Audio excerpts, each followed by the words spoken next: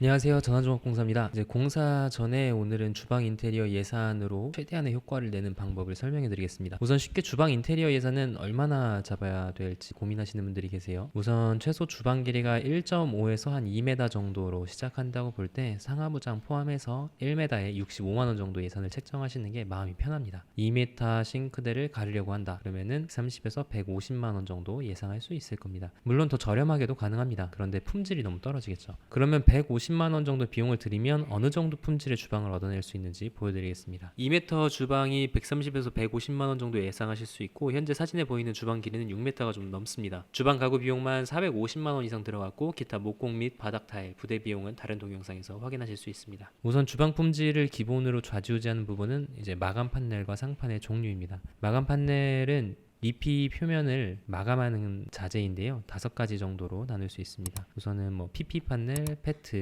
하이그로시, 목장, 도장 정도 생각하시면 될 것 같습니다. 종류는 더 많이 있는데요. 가장 많이 사용하시는 건 앞서 말씀드린 5가지 정도입니다.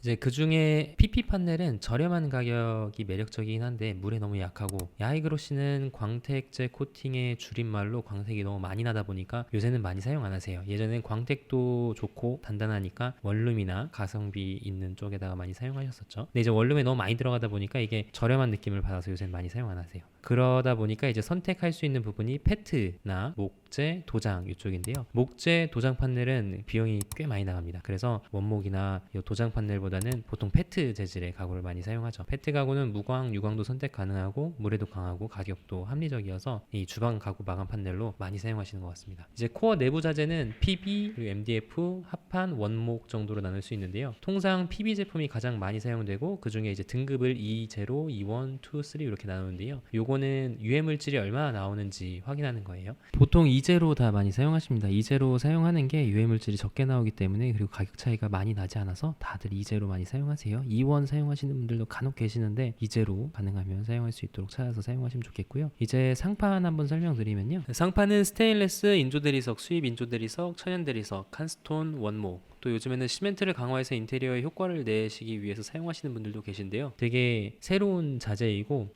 좋기는 한데 일반적으로 시공하시기에는 좀 어렵기 때문에 솔직히 평균적으로 많이 사용하시는 거 말씀드리면, 이제 PB는 2제로 등급 내부 자재 많이 사용하시고요. 페트 마감 판넬에 국산 인조 대리석 사용을 많이 추천드립니다. 그러면 이제 주방 레이아웃을 어떻게 잡을지 고민해 봐야 되는데요. 도시가스 이동은 필요 없는지, 호드 자리는 맞는지, 그리고 타일 벽면은 어디까지 시공돼야 되는지, 냉장고 자리는 어디에 둘지, 수납은 얼마나 할지 이제 고민할 부분이 많습니다. 이런 부분들은 이제 가구 디자이너랑 같이 한번 상의를 하시거나 인테리어 사장님하고 상의를 잘 해보셔야 될 것 같아요. 레이아웃을 잘 잡는 분하고 상의하시는 게 좋습니다. 그리고 작업대 위치를 잡고 싱크대, 앵글 밸브 기본 설비 끝나면 이제 제일 중요한 작업이 남았습니다. 수평, 수직과 각이 잘 맞는 벽면, 천정, 그리고 바닥을 먼저 시공해야 됩니다. 아까 가구는 1m에 한 65만 원 정도 예상하시면 된다고 말씀드렸잖아요. 그럼 이제 가구가 들어갈 자리가 3m, 4m 이렇게 되면 그 부분들을 사전에 목공 작업을 통해서 벽면, 천정, 그리고 바닥 작업을 잘 해두셔야 됩니다. 왜냐하면 싱크대 작업을 할 때 옆에 꼭 서라운딩이 들어가게 되어 있어요. 서라운딩이 들어간 이유는 벽면이 수직이 잘 안 맞거나 천정이 수평이 잘 안 맞아서 오차가 생기기 때문입니다. 오차가 적다면 공간에 딱 맞는 장을 짜서 시공할 수 있고, 딱 맞는 장을 시공할 수 있는 곳이면 서라운딩이 빠지게 됩니다.